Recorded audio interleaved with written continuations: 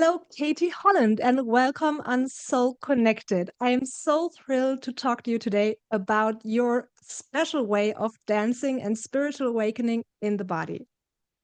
Thank you. Really nice to be here. Katie, you are reaching us from Egypt right now, and you live in Egypt since a couple of years, right? Yeah, it's almost 5 years that I've been in Dahab, which is next to the Red Sea in Sinai. Wow, so beautiful. And can you tell us how you got to Egypt and what you're doing there, and especially how you found Egypt as a dancing soul home? Mm. I came here in New Year 2020, and it was lockdown at the time, and I was really looking for which countries were open to be able to travel. And I'd been in Turkey for 3 months. And then at that point, there was only Egypt or Mexico as options to come to. And I thought, okay, let's try it. And I was already working with the Blue Lotus for a year, which is indigenous to Egypt. So I'd had many kind of dreams and inspirations that were coming through the lotus. You mean And you drank the lotus as a tea, or yeah. So maybe yeah, that's good to mention. So the lotus is a flower that you drink as a tea to enhance dreams and awareness and yeah, spirituality. Am I right? that's right. Yes. Yeah. And So you were I drinking that. actually, yeah, I actually had the tincture at that Oh, point. okay. But yeah, there's the tea and also there's oil as well. So they Yeah. can be used in different ways in the body Can you and on the body. can you explain what's the difference between drinking the tea and using the tincture? Um, it It depends. For traveling around, the tincture is really easy because it's like a few drops and you put it in water. Whereas Mm, obviously the tea you have to prepare it with hot mm-hmm, water. So sometimes for the ease of travel, and mm-hmm. um, and although it's not to say one is stronger than the other, but sometimes I just get the feeling that, oh, I need to have the tincture now, or oh, I want to put the oil on my body. And usually with the oil, I use that every day as well. And so they have slightly kind of different ways of entering the body. Mm-hmm. And yeah, so I just go with my feeling with it because people always say to me, oh, which is the strongest? But it doesn't work like that. it's, it's Different really what your body. portals. Yeah. So you've been Yeah. using that, and then Egypt kind of came up. Yeah, now when I look back, I can see how these kind of invisible threads were Yeah. weaving to bring me here, and I didn't expect to stay, like say, for almost 5 years now, and I definitely didn't expect to have a dance studio, which Uh-huh. I had built above my house up here, and yeah, and just yeah, I've stayed and stayed, and I run retreats here and Blue Wow. Lotus ceremonies and classes and different groups come and use the studio as well. Ah, beautiful. And you said you were traveling before, so where was your base before you decided to go to open countries at that time? For the first 8 months of the lockdowns, I was in England and I'd gone there for work and then had got stuck there. So thankfully, I was at my parents' and yeah, it was just like a safe place to Mm, be. Before that, I was living in Bulgaria for about three mm, years and yes. I also had a retreat center dance studio there. And before that, I was in Bali for about 2.5 years, and then before that, in India for 9 years. Oh my So, God, you've seen all of it. Yeah, okay. yeah, So you lots of come from different things. England, but actually you're home everywhere. I guess you could say that. Yeah, I like to travel, and I travel a lot with my teaching and performing as well. So yeah, I like being on the go, but also I really love it here Mm, because it's near the beach, and I also teach mermaiding as well, so can go in the Red Sea and swim with the fish and with mm, our mermaid tails. And yeah, it's a really good base for me to be because it's very relaxed and the weather's good as well. mm. And maybe you can tell us a little bit about what exactly you are teaching. Okay. There's quite a lot of variations of different things. So it's from one polarity to the other, really. You've got like the really pure technique, choreography from belly dance, from Bharatanatyam, and which is the from Indian classical dance. classical So for Indian. everybody who doesn't Yeah, know that, yeah, good. and yeah, and Sufi whirling as well. I studied in the Mevlana tradition, so like the whirling dervishes that you see, and so I'm part of a lineage, and then on the other side, I do more kind of dance therapy, movement therapy. So I created a therapy with belly dance, which I call Awakened BellyDance, and Mhm. then another movement therapy called Inner Dance. So, and then I also do energy therapies as well. So it's quite a mix, and I kind of intertwine everything, and depending on different groups, what they want to focus on, because some want the much more the dance and the bling and everything, and others want more of a kind of deep therapeutic experience.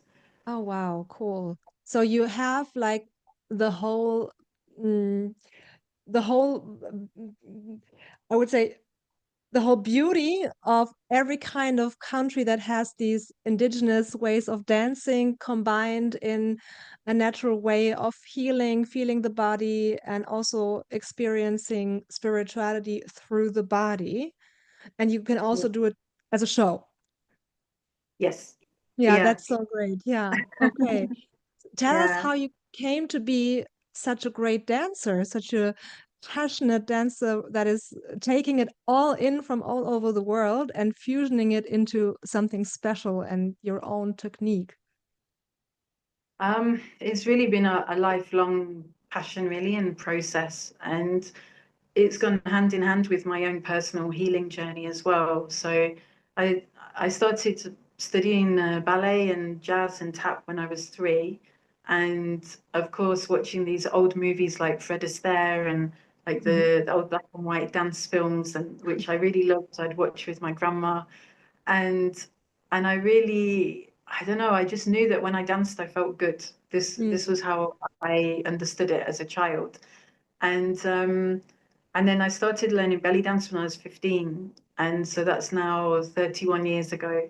So the belly dance has really been the backbone of my whole life, from being a teenager to having children to, to everything that's happened. It's been this kind of line that Mm. I've danced alongside Mm. everything. And when I'd been in India about a year, and I had a kind of experience that some people might call Kundalini awakening, or and I call it an energy explosion, because literally that's what it was, and I was unconscious, and this all happened when I was brushing my teeth, so I wasn't even doing I wasn't doing any kind of practices for Kundalini awakening. Mm. I yeah, it It was a was spontaneous yeah, awakening. yeah, Okay. Wow. Yeah. and when that happened, I was very much in the showbiz world in India. I was performing there, and sort of traveling all around India, and it was all for the rich and famous people that I was Oh, wow. dancing at Cool. their parties Mm. and film premieres and corporate events. So I was really in this kind of aesthetic world, Mm. and it was like a That's dream, But like your a dream body come was still true. doing all these techniques, which were definitely working on a deeper level than just on the show level. Because, th This this awakening yeah. just couldn't come from nowhere. You probably were Well, working up on that on some level. I think, yeah, in a maybe more unconscious way or Yeah. subconscious way I Yes. was, because I, I hadn't started learning Bharatanatyam at that time. I was doing yoga. That Mm. was really the only thing. But I definitely wasn't putting any kind of focus for this.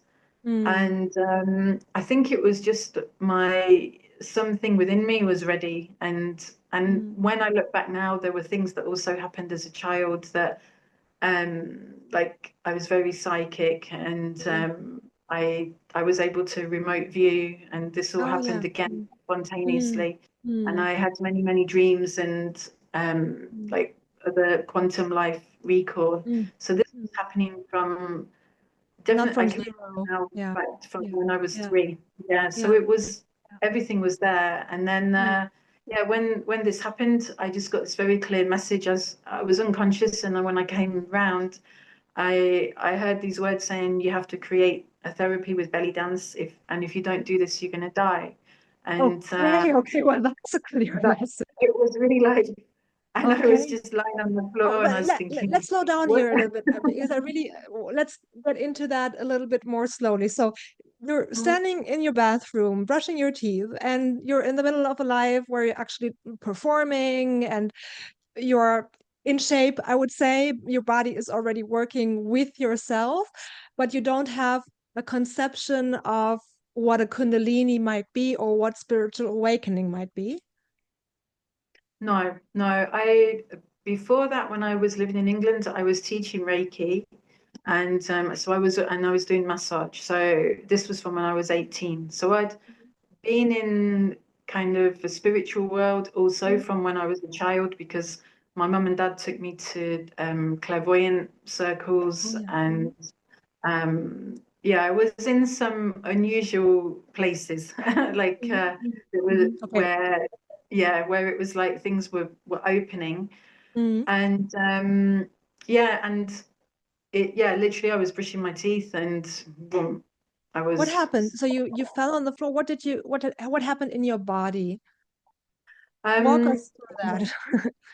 it was like my perception of time and space was completely confused. And I Mhm, remember I tried to hold on to the side of the sink because I was thinking what's happening, and mhm, huge heat coming up my body and through my back, and I could feel it from my spine through my nerves going like, mhm, mhm, mhm, and it was like I was going out of my body. So as this was coming up, I felt it come to the top of my spine, mhm, and then it got to about the height of my sort of ears, and mhm. then I was out.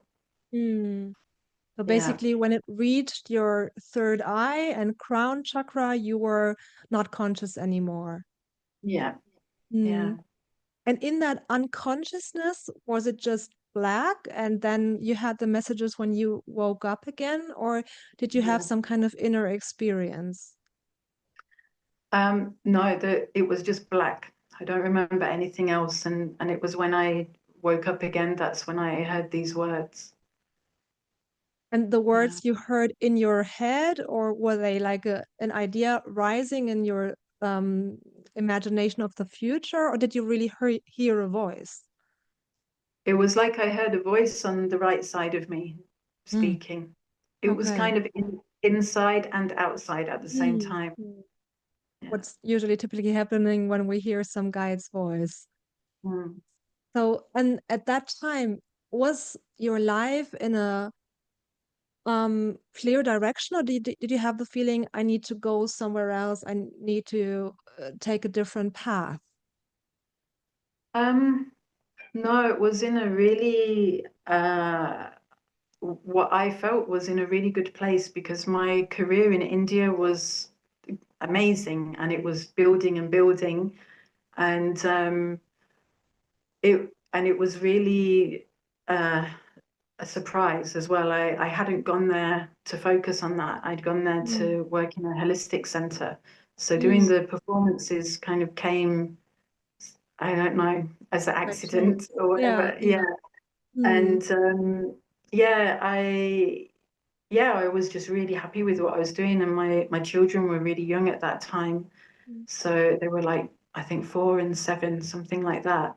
mm, So yeah, I was just so excited living in India and being in Goa, living on the beach, and mm, it was really like a kind of boom, like you're going to change everything. And mm, really, my whole life then went upside down, and mm. my marriage, like everything.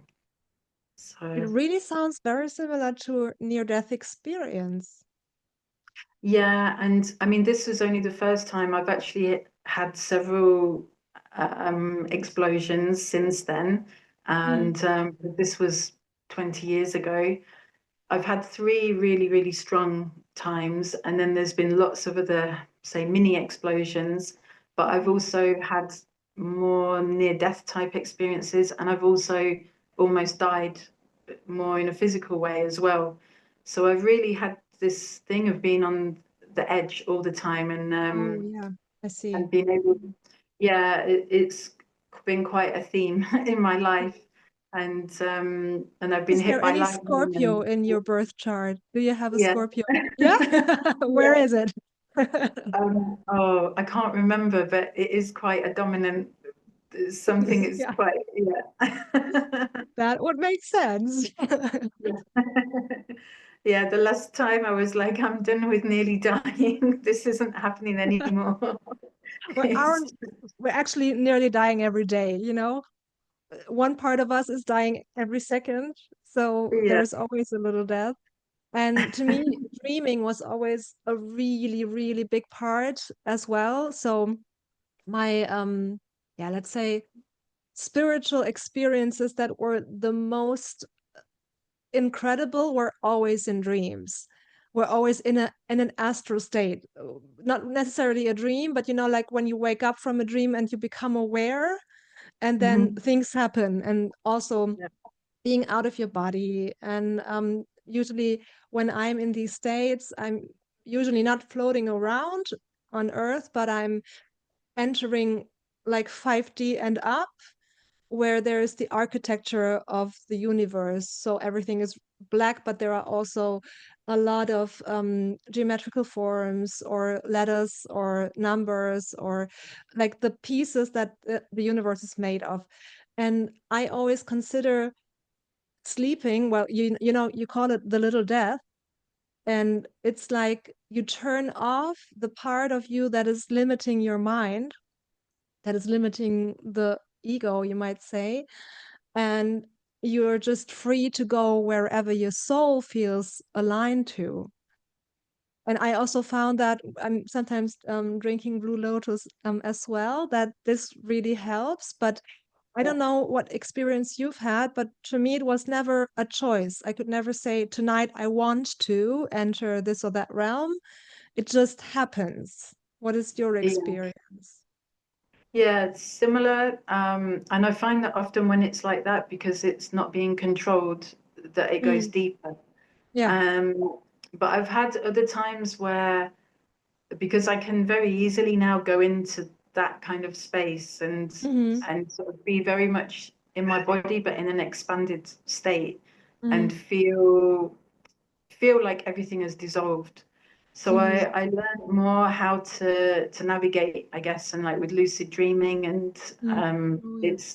it's been something it I've naturally learned more how to manage it over the years. But Mm-hmm. I still, yeah, like you say, I don't go like, right, okay, now I want this to happen. I Mm. like to leave it open and yeah, and see what comes. Can you say a little bit more about that? Like which kind of techniques do you use to enter states that might be above our rational life? Mm.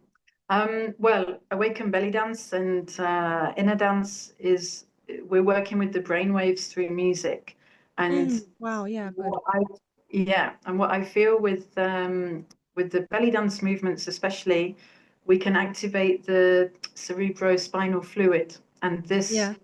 is bringing more natural DMT. So Yes.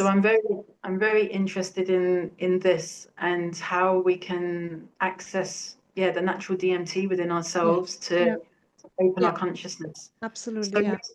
yeah, really for me it's through movement and with these Mm. kind of spine movements Mm. Mm. which are opening the amygdala as well and Mm. releasing trauma and the sort of ancestral memories that we hold. So it's really very also very connected with shadow work or what's called Mm. shadow work. Mm. Mm. And yeah, and but for me, movement is really key. But you also experienced like this energy going through your spine. You said like little explosions. And do you think that the activation of the fluid through the spine and also the DMT activation is like the physical correlate to the Kundalini energy? Yeah, I feel, I mean, again, I'm talking from my own physical experiences because I've felt them myself. So I feel that there's a really fine line between our adrenaline being sort of overloaded and what we would think of as Kundalini being able to rise. So what I've found is that I think what happens usually is that our adrenals act like a gateway to kind of keep this kind of power like really low in our bodies. And when they get to a point of kind of depletion and like, okay, we don't have the energy to like hold this is when our power can rise. But then there's a fine line between burning your nervous system out, which is what happened to me the first time, and burning out my adrenals and everything because it was just so Okay. massive. Oh, okay. So Let's there's hang a on fine for a line second. with that. Let's stop at that for a second, because I think what's really interesting and also important to differentiate is when the adrenals are being overloaded, it usually means in our everyday life that we are completely stressed out, that we are just, this Yeah. adrenal fatigue occurs when you are in chronic stress. So do you say, or are you saying that this would come before or after a potential Kundalini awakening, when the adrenals are in fatigue? Both. If it's afterwards, then it's like that line that's a bit kind of precarious, that you've gone over the line and it's too much too quickly. Because really, and this is why traditionally Kundalini is built upon in stages and very slowly, because our nervous system needs a chance to expand Time, and yeah, be able to yeah, yeah. hold a higher frequency. But when it just goes boom all the way Mm, through, mm, our system hasn't had that chance to do yeah, that. yeah. So for me, it just fried everything. Everything. And however, from the feeling that I've had since then, of when now I can feel like, okay, my kidneys just need a little bit of TLC and they're getting a bit kind of like a bit tired. I noticed that when I've had these explosion times, that it's almost like my kidneys aren't holding a gate anymore. Mm, They've maybe relaxed a little bit because maybe they're tired, and then this energy's been able to rise through. And I met a woman who had had similar experiences, and she said exactly the same thing. And this was without either of us knowing each other, and we had a conversation and said, "Oh, okay, I felt it in that way too." Well, Um, you know what I find really interesting about that is like in soul, or even in psychic alchemy, for example, Carl Gustav Jung talked about that ages ago. When you reach that point in life where your ego cannot withstand the system anymore, you know, the system you've built as your everyday life, then something happens that we might call dark night of the soul, which I really don't like because it's more dark night of the ego. The soul is never in a dark night. And in alchemy, you call that the calcination phase, where everything is being torn apart and put into its pieces like an explosion. Or when you look at the tarot cards, it's the tower, where you just fall into the unknown and everything feels really dark and difficult to handle. But in psychotherapy, you know, I'm a psychotherapist, we call it simply depression or crisis. But very few people consider this as a timing of awakening to something greater. And well, I haven't met people in my personal life that have had a Kundalini awakening like you've had that. But of course, mhm. none of them had been working with their bodies in this, you know, like belly dance doesn't come from a modern technique, it's something ancient. And the technique is built, in my opinion, from mystery schools that knew how to work the body and the breath and the movement to a spiritual awakening. And so for me, it's really Exactly. Yeah. interesting to see how the nervous system is open or actually able to shift the state so extremely. It might feel overwhelming at first, but when you start to learn to handle the energy, something really great can awake from that. Yeah, and what I realized is from studying belly dance, because I at that point I'd been doing it for 12 years. So if you can imagine the hours and hours, endless hours that I had spent drilling technique to Mm, perfect the movements. And mm, what I realized later is that even if your focus is on the technique, you're creating energy in your hips, in your womb, mm, mm, and that energy wants to go somewhere. So this, I think it got to a point of just like it yes, has to move. sure, Yeah. sure, yes, of course. But you know, there are many, many dancers who don't have a Kundalini awakening. So I guess the way you Yeah. started as a child with out-of-body experiences and your parents taking you to psychics, which I'm totally envious about. I wish my parents have had such an open mind. Yeah, but then of course you have a different set of energy on a spiritual level. Yeah. Yeah. And what you said about the seeing these building blocks of the universe and things, when I was a child and I would be awake and I was always reading, and my dad would come to say to switch the light off, and I would say to him, I can see what the universe is made of in like in the room. And I was about 7 and he'd say, okay, go to sleep. And because I Wow. was just watching everything. And yeah, I'm not sure. I think a lot of these kind of things also come from the bloodline as well. And I've Yeah. spent many Yeah. years researching Mm. into yeah, into my lineages, and there was definitely yeah, kind of mystery school type stuff that they were involved with. Your And family? yeah, and a lot of that information has come from working with the Blue Lotus as well. Ah, how Yeah. did you find that out? Um, I've had a lot of dreams, like literally from the first day of drinking the lotus, I had information coming through in my dreams. And it was things related to here where I live, really, like very old biblical stories and Mm, like names and places and things that weren't so much in the main, say, Bible stories from the Old Testament. And then I would wake up and I would Google it, and then I would find sort of these names and people are there online, and I'd read the stories, and sometimes I would wake up with a song in my mind, and it mm, could be, say, a Beatles song, or it could be anything.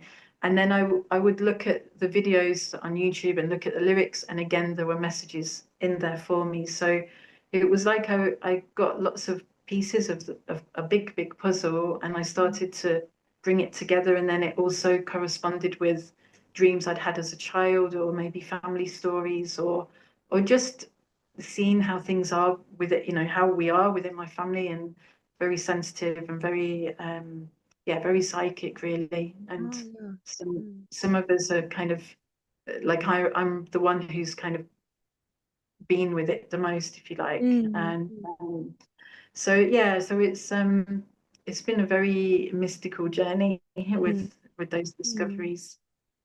So you said before that the Kundalini isn't always awakening so quickly and so tangible in the body. And that was actually what was I was wondering the most when I started to speak to you, because that's something I haven't put my mind around.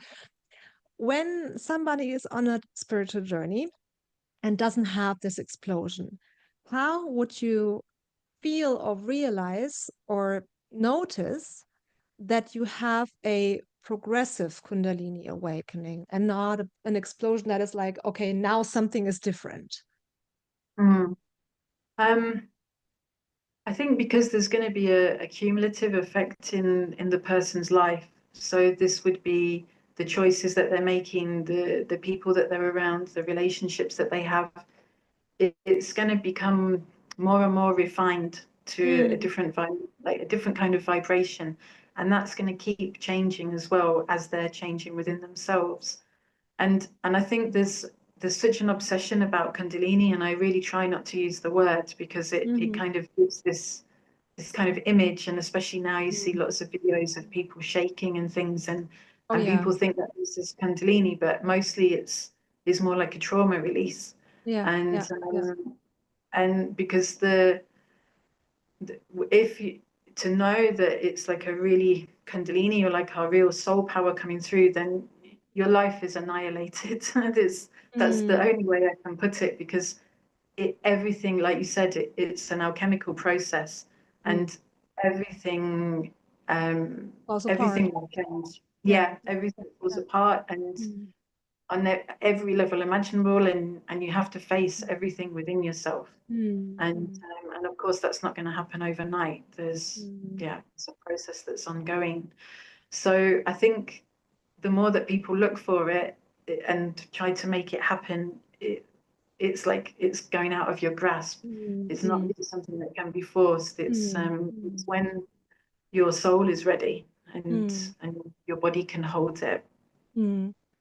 Well, yeah, that's definitely something. The vibration changes when you shift into a different state of mind. I always feel that Yeah, when I have these states at night, I always feel like my body is electrified, like the whole body is, uh, yeah, shivering, but not in a strong way, but just like a vibration in the body. And I yeah, also and feel it when I come back, like it's like the whole body is asleep, and then you wake up again, and the blood circulation comes back into the body again. I know that feeling, but that is also a very tangible shift. How do you feel this progressive shift in your body? What changes in your body?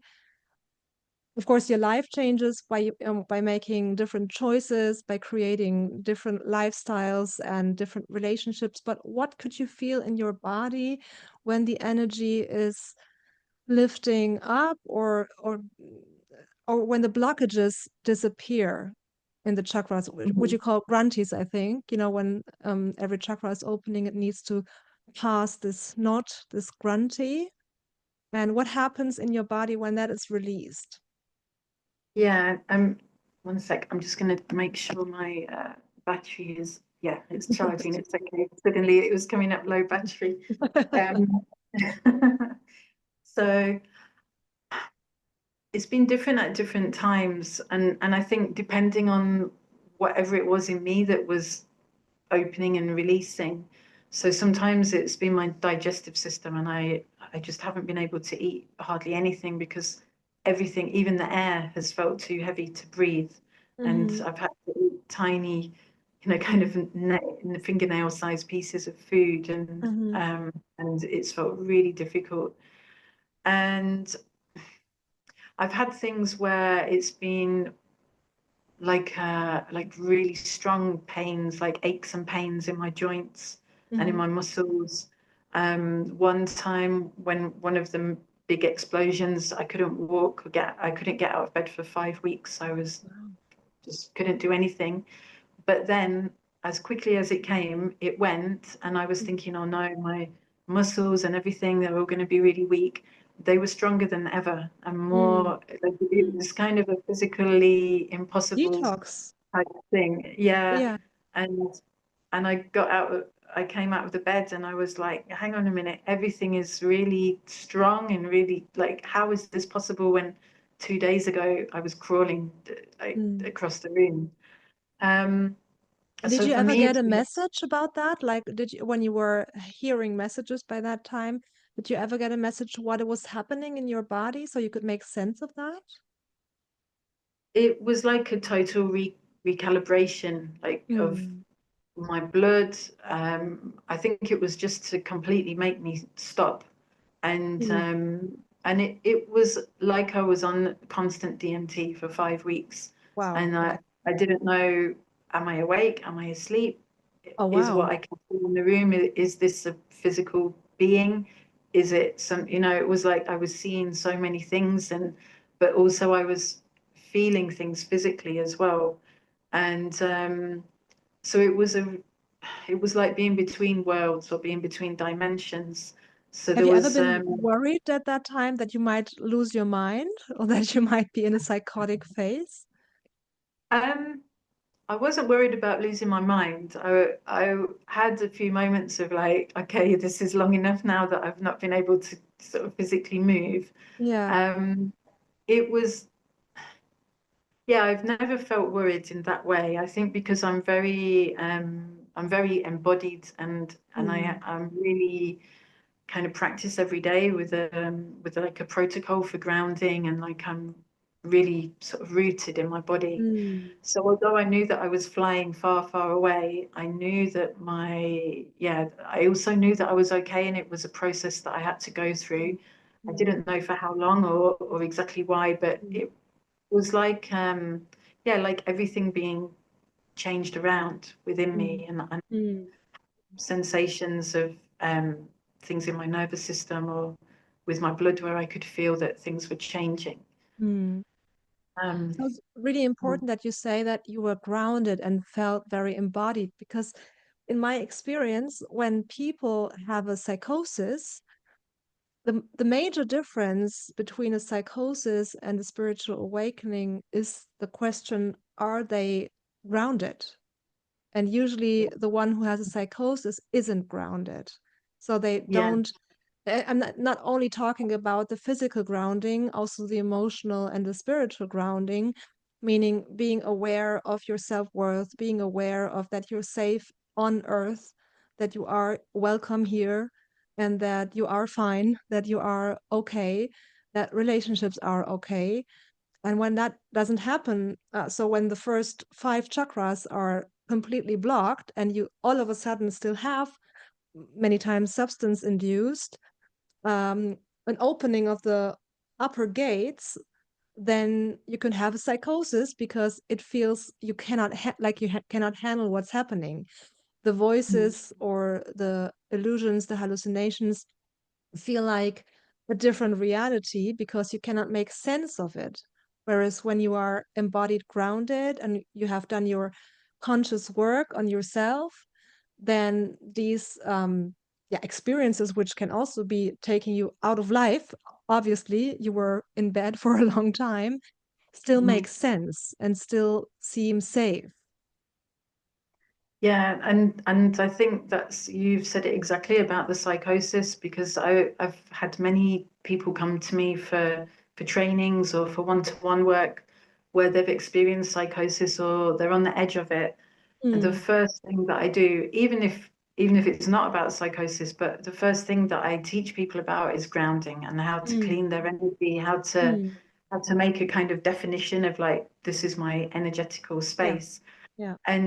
And again, this was a huge journey because I can jump out of my body Mm, any moment. And as a child, I think most of the time I was off somewhere mm, else. And I really had to accept that it was okay to be in my body, and that mm, I could actually experience more by being in my body. And mm. again, I think there's an inversion in spiritual teachings in these days where it's like, oh, be up and out, Oh yes, and, oh yes, and yeah, yeah, yeah. yeah. But what I found is that the deeper I go into myself, the more I'm connected with my body, connected with the earth, the Mm, more I can fly and the more I can mm. expand. So it's the opposite. Yeah, yeah, It's yeah, really absolutely. so important. Yeah. And I think when you have that and you really trust your body to, that it's like a safe home for your soul and your spirit, then Yeah. you can do anything. You can explore all these different dimensions Mm, mm, and different versions of ourselves as well. mm. I absolutely agree that there is some kind of trend in spiritual teachings to unacknowledge the body or even to dismiss it as something that is limiting you. But, we haven't been created like that if it were limiting us. It's just a vehicle that we have to learn how to use and to open up the channels and the portals in our body. And that's so funny because one of the issues that I usually have when I'm talking about these topics is the question, is this scientific or is this esoteric or some kind of spiritual woohoo? And the good thing is that nowadays, so much of neuroscience is catching up, also quantum physics, of course, to explain how it's not one or the other, but how it's just a different way of expressing the same thing. So Yeah. when DMT is released in the brain, that doesn't mean it's an illusion. And anyway, everything is an illusion. So the whole reality is an illusion. So it doesn't matter if you agree or if it's just in my head. But, like DMT is not making it like a fantasy. It's just creating a reality that I couldn't access any other way without it. Would you agree? Yeah, 100%. And how we also choose what we see and what we experience with or without any kind of natural DMT, because there's, as I said, when I was a child and saying, "Oh, I can see what the universe is made of," I was also seeing all these layers of Hmm. spirits, of energy. It was like I saw everything, like the darkest shadows and Mm. the brightest shining energy as well. Mm. And this is around us all the time, but it's the Mm. filters that we have of Yeah. what we choose to Yeah. see as our Yeah. reality. Yeah. Yeah, absolutely. I had a psilocybin experience once, and I didn't know what was coming, but I just chose a beautiful place in nature. I was at a lake, and everything around me was very quiet, and I had different elements around me. So I had water, I had stone, I had earth, I had plants. And the most fascinating two, or maybe let's say three, um, experiences that I had was the first one was that the earth is literally breathing. So I saw the Mm. pulse of the earth, and I thought, like, why don't we see it every day? And sometime after that, I found out that there are pictures now of the earth's pulse that you can see from space. And that's exactly what I saw, and was so beautiful to see the movement of the earth. The second thing that I saw was the fabric that everything was made of. So it was a grid. Everything was a grid, and everything was also the wind were like strings flowing, and everything was like from the same material, and it was only visible when you looked longer. And every time I closed my eyes, there were all these colors and patterns. And when I decided to look longer, that was so interesting. I just needed to have the intent to look long enough to deconstruct it. And then I just asked, like, what is it made of? I don't want to see all these beautiful patterns and lights. Very nice, but let me see what it's made of. So I zoomed in, and then I found myself in the string universe. So everything was made of strings moving around all the time. And I was just like, oh, hell, the string theory, it's the shit. It's really true.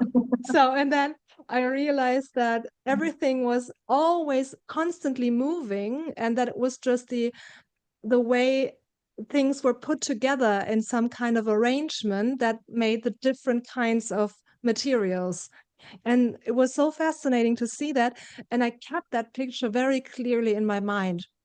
I'm so sad that I cannot see it every day, but it's fascinating to be able to know that everything is made of the same fabric, and that we have created this living being here, which is so beautiful. Yeah, really beautiful, and to see that and feel that as well. And often with Awakened Bellydance, we go into this gold string place Oh, and cool. kind of rearrange. They're like, okay, what's relevant now? Like, is there anything hanging on to those strings, that's Hmm. like not of Yeah. benefit? And how do you want to create your story So and kind of, weaving the reality. yeah. Oh, wow. So I Amazing. really love doing this, and also, especially when I'm doing energy work with people, I always look for, you might think of it as a glass ceiling or a firmament that Hmm. is over that person. And it's like to get out from that and to really be able to open and really see themselves and our reality. And Wow. so I'm always saying, like, right, we're going to smash through this firmament now, and like what's on the other side. And Wow. yeah, and it's often this kind of thing, like total expansion of everything. And when you do it in a group, do you experience something that, for example, in near-death experiences, you call that shared death experience, when one or two people in a room have the same experience? Is that happening in the group too, or is everybody experiencing their own reality? Both. So I've had lots of times where the whole group has seen the same kind of pictures or had the same memories. As I'm saying that, I'm getting this electricity going through my body. And yeah, that we've had so many kinds of shared pictures that have come up, and especially from different lifetimes together as well, because I always find that there's no accident of the people that are drawn together, even if it's a 1 hour taster session or something, or it's a training. It's like these people are there because there's these invisible threads that want to be danced together.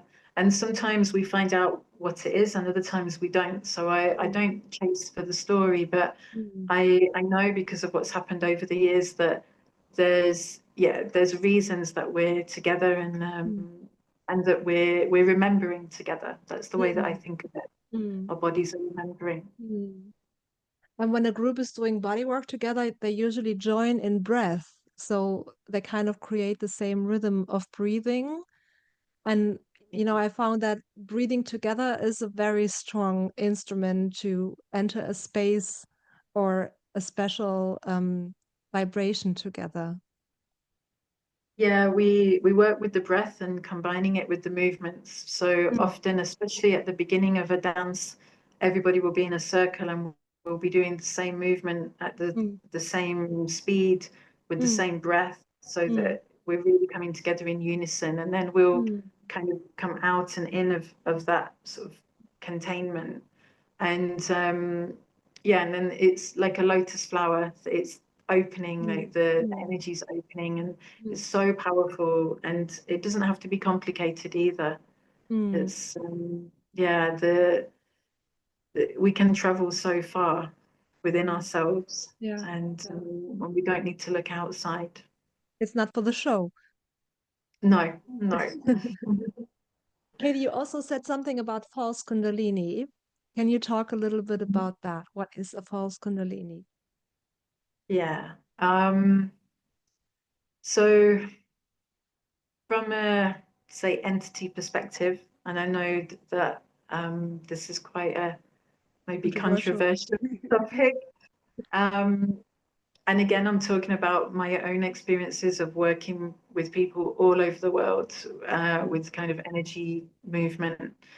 And often when people are shaking and presenting in what looks like a Kundalini activation, there's often trauma release, and it can also be entity interference, say. So they could be holding an entity or something attached to them. And part of the shaking is as their kind of authentic self is trying to free themselves from it, or that this entity or energy is trying to hold on to them, and there's a battle that's happening. So because often people are looking for Kundalini activation through, say, plant medicines, and there can be entities also connected with the plant medicines, and sometimes with the lineage as well. So I'm not saying that plant medicines are bad or anything like that, but I'm just saying that the energy is so different to, say, doing it in a traditional setting 1,000 years ago, and the way that energy lines have been manipulated. In the plants, So you mean? in the plants, in people, all around us, In the soil where the plants yeah, grow. Yeah. everything, like at every level of the plant being grown and administered. So you really have to be careful. Like when I get the Blue Lotus products, I always do energy work on them to clean anything like this that might be attached. So sometimes, if you think of the Kundalini as like our soul essence, so like our real purest self, and then something else can overlay with this, and like they're hitching a ride and presenting as Kundalini, and maybe bringing all of, in part, Similar. this awakening, Yeah. and but at the same time, because so much very powerful energy is being cultivated, these entities can then also feed on it. So whether this is in a practice, or it's having sex with somebody, or like this sexual energy is just so potent. And Oh yes. Yeah. yeah, so it's in this way that, yeah, I call it an overlay, Kundalini overlay, that it's maybe what you think is happening might not be happening. And again, I've seen this so many times with people. And then when this is cleared out and released, there's a totally different flow in the body. And yeah, much lighter as well. You said I that hope it's that makes sense. absolutely, absolutely. I mean, I know that when you say entities, you said it's controversial, but if we really look at that, as you said before, there is shadow and light. So there is two polarities in the whole universe. You have a low vibration and a high vibration, and to me, an entity is something that is in its essence misaligned, meaning the vibration or the energy arrangement when we talk about string theory is like resonating on a very low level because of the forgetfulness of who it really was, who it really is, and the overlaying of trauma and fear. And everything here in the universe, no matter if it's light or dark, wants to be connected.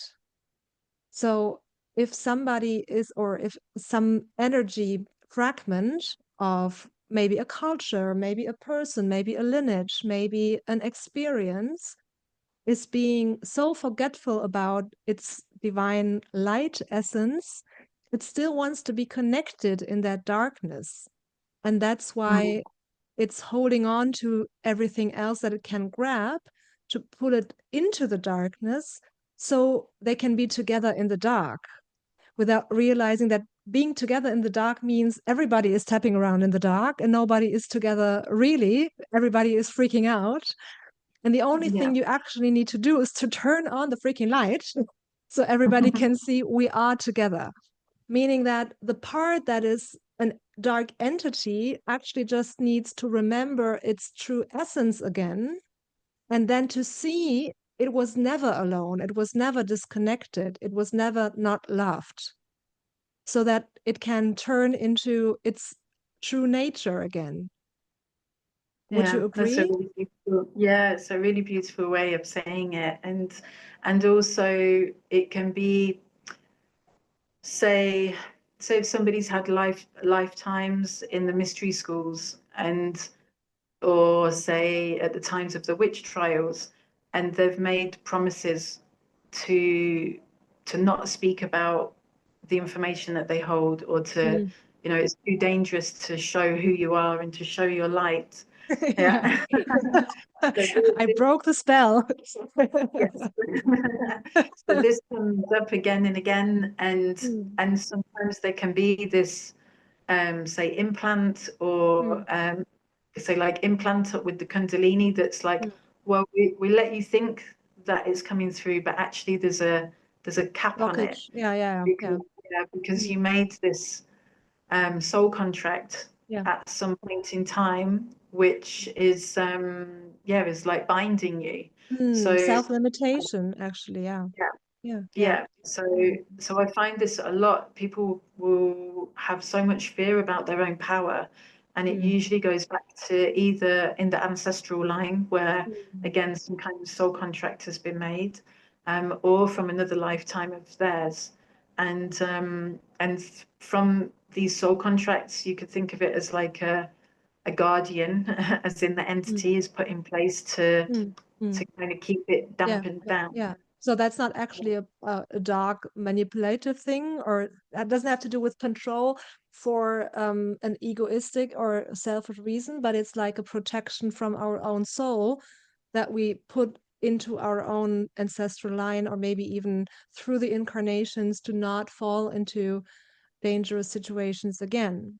Yeah. Yeah, Which yeah. And I heard in a really wonderful podcast about the witch wound. Maybe you've heard about that.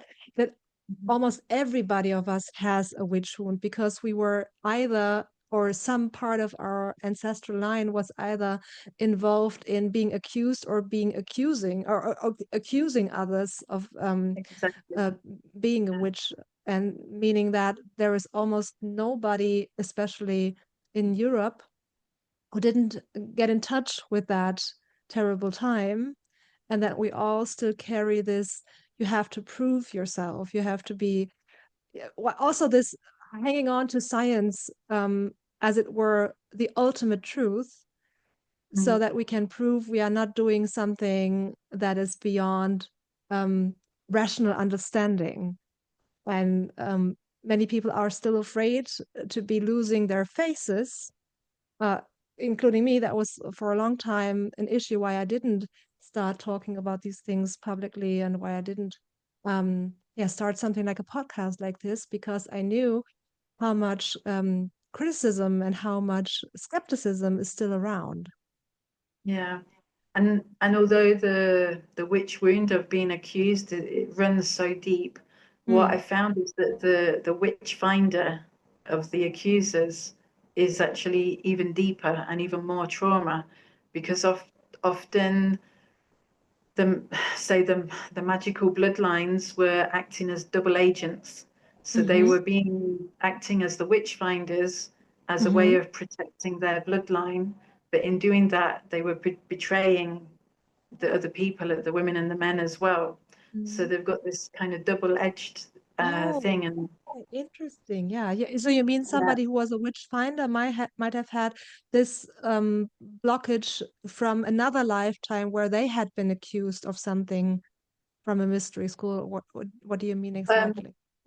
that, or they were being the witch finder, but for want of a better word, like they were actually a witch, so would Mm. probably be killed as a witch, Mm. Okay, so but to protect by themselves. Yeah. by Yeah. acting as a witch Yeah. finder, they were protecting Mm. Oh, yeah, themselves yeah, and yeah, their yeah, family. yeah.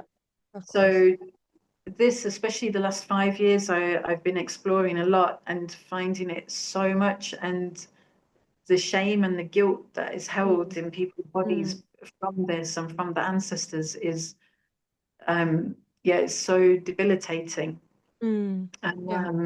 and the yeah, and in need of forgiveness as well, and Mm. to bring the peace into the Mm. lineage. Do you also work with men? Yes. Yeah. A lot. So Yeah, a men lot. are Yeah. finding you and they're willing to go into the belly dance with you. Yes, I often hold men's only groups as well, which I Oh, really love. cool. So I do women's only, and I do mixed groups, and then yeah, the men, and yeah, I really love it. And of course, it's terrifying, For because, them. especially no, for me. So it's like, oh, like, but yeah, it's really, I really love it because it's pushing me so much as well to because obviously working with women, I'm a woman and woman's body, so there's a a natural understanding. But translating that to men and men's bodies, it's yeah, it's really amazing. And the men who come, and the willingness also to explore themselves and Wow. their feminine energy and their own kind of emotions and Mm. woundings. Yeah, I Mm. love it.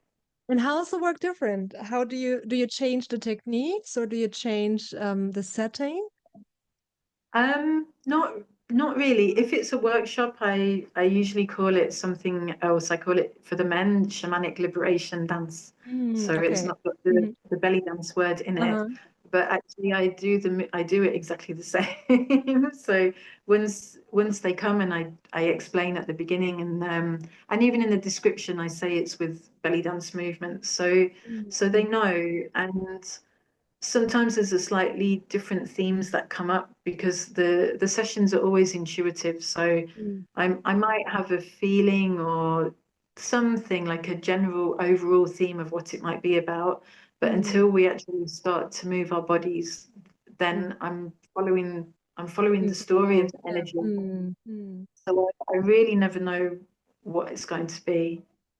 And traditionally, was belly dance always specific to women? Because of course you're working with the womb and with the energy that is in the sacral area, which both have, men and women, but it's a different kind of energy in a woman's body. So how was it traditionally? There's a lot of theories about this because nobody knows for sure. There's nothing written down. Like with the classical Indian dance, there's books that are thousands of years old, when scriptures. With belly dance, we don't have that. And whether it was lost when Napoleon invaded Egypt and he killed so many sort of dancers, musicians, Mm. we don't really know. But it it fits with the giving birth, Mm. pregnancy, like Mm. with this side. It fits with the harem side as well, that it's for entertainment and in Mm. the courts. But people often think that, oh, it's just the women were dancing to entertain the men. But if you imagine you're in a harem of women, you're going to be entertaining each other. So Mm. actually, it's really a dance by women for women, Mm. and in a way to really have fun. Like I've been in, say, in Morocco, and I've been in these women's houses, and where they get Mm. together, and they're, aunties, cousins, mums, Mm. and it's just really fun, and eating biscuits, and put some music on, and sort of do their favorite movements. And then there's also the theory that from the mystery schools, and that it was a way of of moving the energy and activating Mm. in these movements which are really connected with sacred geometry. Mm. And Mhm. Oh, okay. yeah, because all the movements are from circles and eights or Mm. infinity Sure. loops, and with Yeah. every part of the body. And I feel, again, I danced through both my pregnancies, and definitely it helped. And during labor, afterwards, and I've done it with the women getting together, and then I've also done it from the kind of spiritual, like, energy kind of Mm. activation way. So for me, I agree with all of these theories. And for the men, like, lots of men dance, and I've learned with male teachers who are really amazing dancers as well. And so there's some traditions over the years where men have dressed as women and performed belly dance. So it's kind of mixed, and Mm. Mm. yeah, like I say, we don't really know for sure.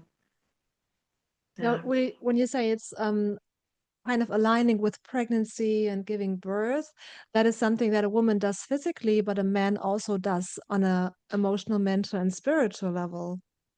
Being Mm, pregnant with a new idea, with a new development, and yeah. giving birth to that, so we could translate the movement also into something that is happening on emotional, mental, and spiritual level, I suppose. Yeah. Yeah, and also thinking of say, the eggs in women's ovaries, or the Mm. sperm, Mm. it's all about creation, and Mm. we Mm. all have that. And Mm. even if somebody's had surgery and had a hysterectomy or something, they Mm. still have the energy Energy, absolutely, of yeah. that. Yeah. So Mm. yeah, the creative seeds are all there. They're not only Mm. to create a child, it's Yes. to create anything and everything. Yeah. Yeah. And does Tantra have anything to do with the philosophy or the spiritual techniques that you use?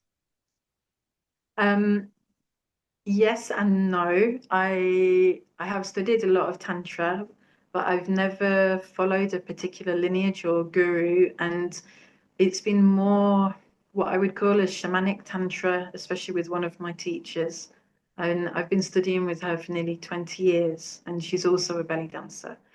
And then I also did a lot of Osho dynamic meditation when I was in India, and Gurdjieff movements as well, and Sufi whirling. So for me, this is all very tantric, and I I never my focus with it has never been from the sex side, because I Mm. felt that, again, from my own experiences, that when this kind of self-healing and self-work that I've done with myself, the effect with sex or with connecting with the earth or anything around, it just happens naturally.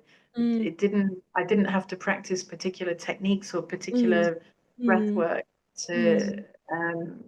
to do that. It was almost like a kind of complementary side dish Mm. that came with Yeah. it. So I do feel that yeah, what I do is very tantric, but it's not in the Mm. way that people think of tantra these Mm. days.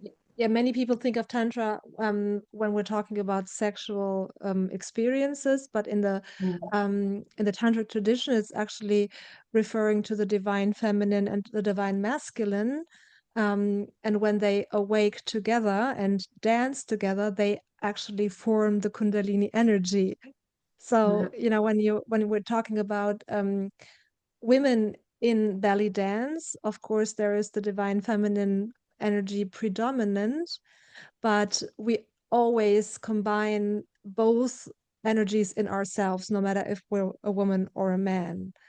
So, and I Yeah. think in my perception, every movement has a feminine and a masculine impulse in it.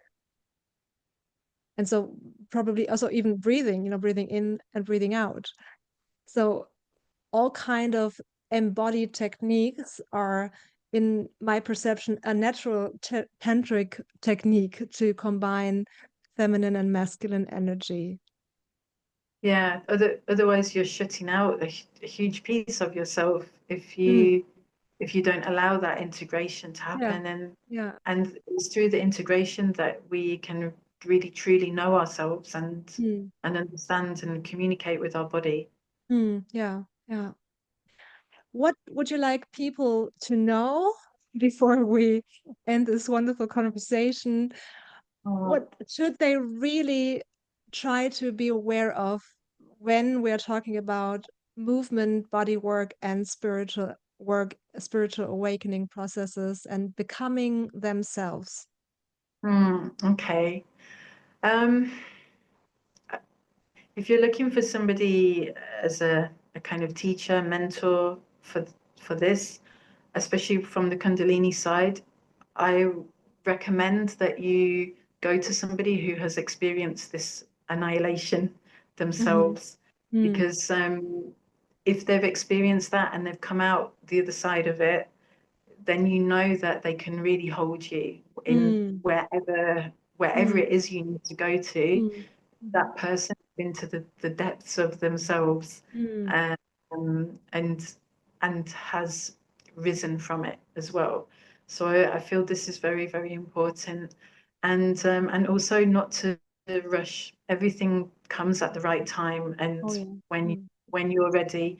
And mm, again, I'm a very impatient person, and I really, really had to learn the hard way about yeah, just giving things time. Like with Awakened Bellydance, it was from having that message of when I've had that first explosion, it was 8 years before I mm, kind of really launched Awakened Bellydance and the training.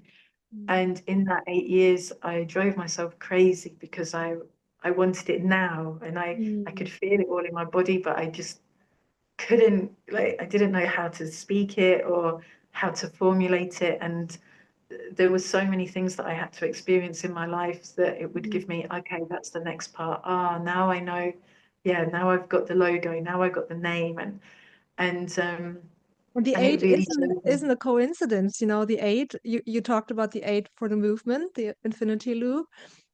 And also Yeah. eight is the number of Scorpio. So, you know, there is no coincidence in life. Yes, and in all the numerology with my name and everything, I'm eights, eights, eights with all of it. So yeah, so I think that's, yeah, that is what I would advise, is just Mm, yeah, really, really just like take it in at the level that your body wants to go, mm. and don't take it too seriously. This is Okay. So be playful about it. yes, I think the more that we can play, the easier all of this kind of thing is, Mm, and the awakening can, what we think of as awakenings, it can be all these tiny, tiny things. And if we're looking for this big bang, we might miss mm, all of the little stepping stones along the way, and sometimes they can be the bigger awakenings overall. mm. Wonderful. And where Thank can people find you. you? What can people expect when they work with you? And what is your current focus on work?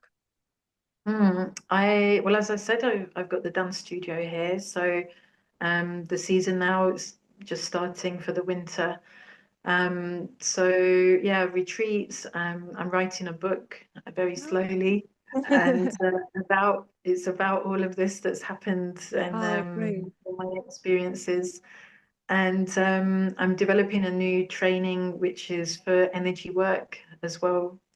So yeah, I want to launch that next year, and also for holding Blue Lotus ceremonies and Yoni steam ceremonies. Also, I'm creating a training for that.